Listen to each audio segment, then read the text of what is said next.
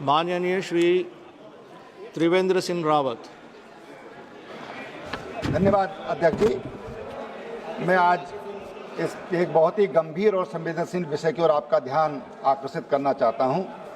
उत्तराखंड के देहरादून, हरिद्वार, नैनीताल और उधमसिंह नगर जिलों में रात के समय अवैध रूप से संचालित खनन ट्रकों से संबंधित है।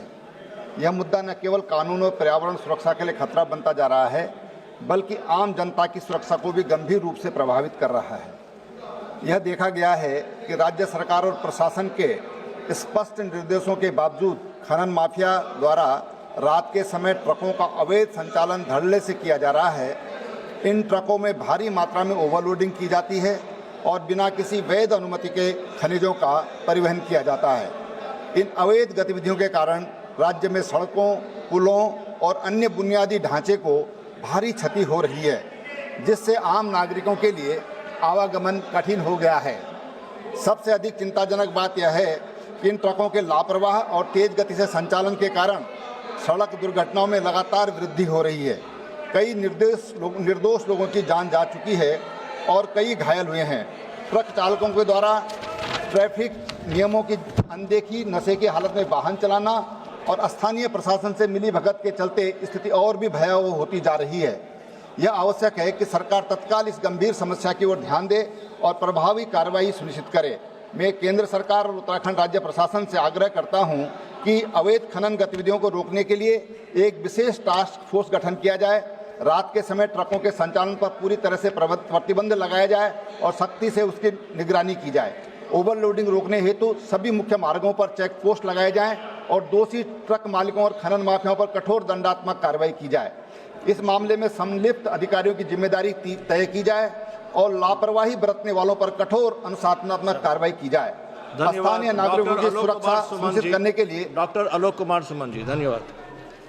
संसद में त्रिवेंद्र सिंह रावत ने उत्तराखंड सरकार पर गंभीर आरोप लगाए जब उन्होंने देहरादून, हरिद्वार, नैनीताल और उधमसिंह नगर जिलों में रात के समय अवैध रूप से खनन ट्रकों के संचालन का मुद्दा उठाया।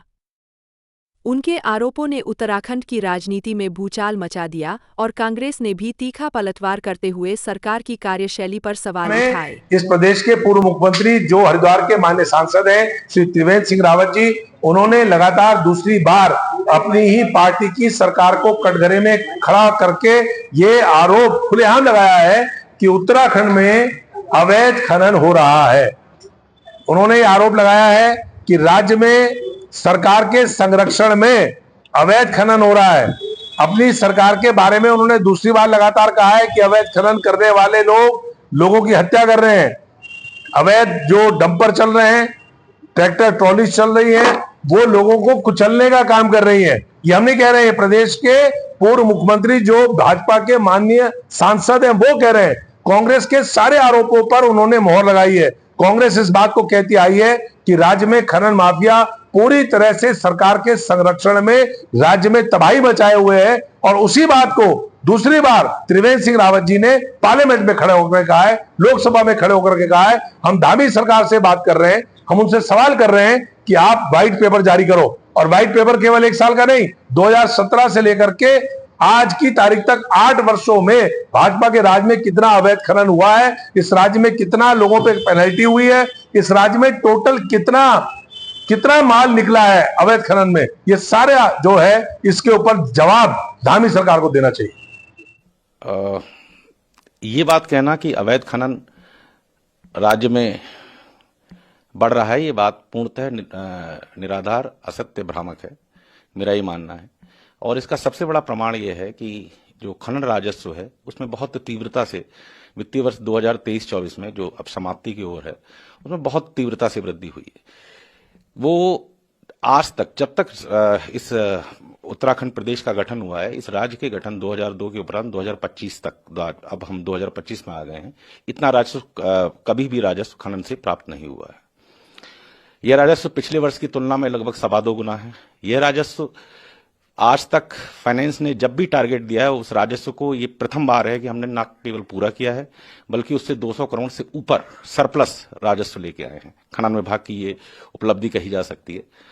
और इसके अतिरिक्त इस सब के पीछे इससे ये सिद्ध तो होता ही है कि कहीं ना कहीं नियंत्रण लगा है प्रभावी नियंत्रण लगा है खनन अवैध खनन पर।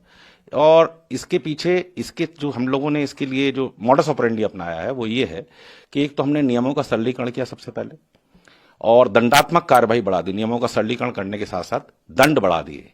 नंबर 2, हम लोगों ने नई नई टेक्नोलॉजी का प्रयोग कर रहे हैं। और नंबर 3, टास्क फोर्स तहसील स्तर पर, जिला स्तर पर, राज्य स्तर पर, तीनों स्तर पर गठित है, जो लगातार सर्विलेंस करती है, लगातार देखती रहती है कि कहीं किसी तरह का कोई अवैध खनन ना हो। और जहां तक ये प्रश्न है कि रात्रि में खनन से भरे हुए ट्रक चलते हैं या इस तरह की बातें भी आती हैं, तो उसके लिए मेरा ये कहना है कि स्टोन क्रशर जो स्टील प्लांट होता है, वहां से तैयार माल जब निकलता है वो हमेशा वैध प्रपत्र के साथ निकलता है। और ट्रक रात में इसलिए ज्यादा चलते हैं क्योंकि भारी वाहनों की दिन में अनुमति नहीं है शहर में, एक बात। दूसरा, इसके पीछे भी कारण ये है कि हमारा प्रदेश एक तीर्थ मतलब पिलग्रिमेज टूरिज्म के लिए बहुत ज्यादा महत्वपूर्ण प्रदेश है।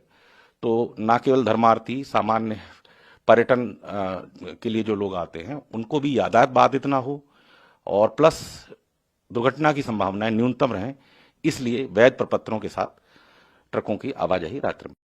सरकार की तरफ से सचिव ब्रिजेश संत ने सफाई पेश की, लेकिन सवाल यह है कि क्या सरकार की सफाई में सच्चाई है या त्रिवेंद्र सिंह रावत के आरोपों में वास्तविकता? बीजेपी में आरोप प्रत्यारोप के बीच संकेत मिल रहे हैं कि यह घटनाक्रम आगामी राज्य की राजनीतिक परिस्थितियों को प्रभावित कर सकता है।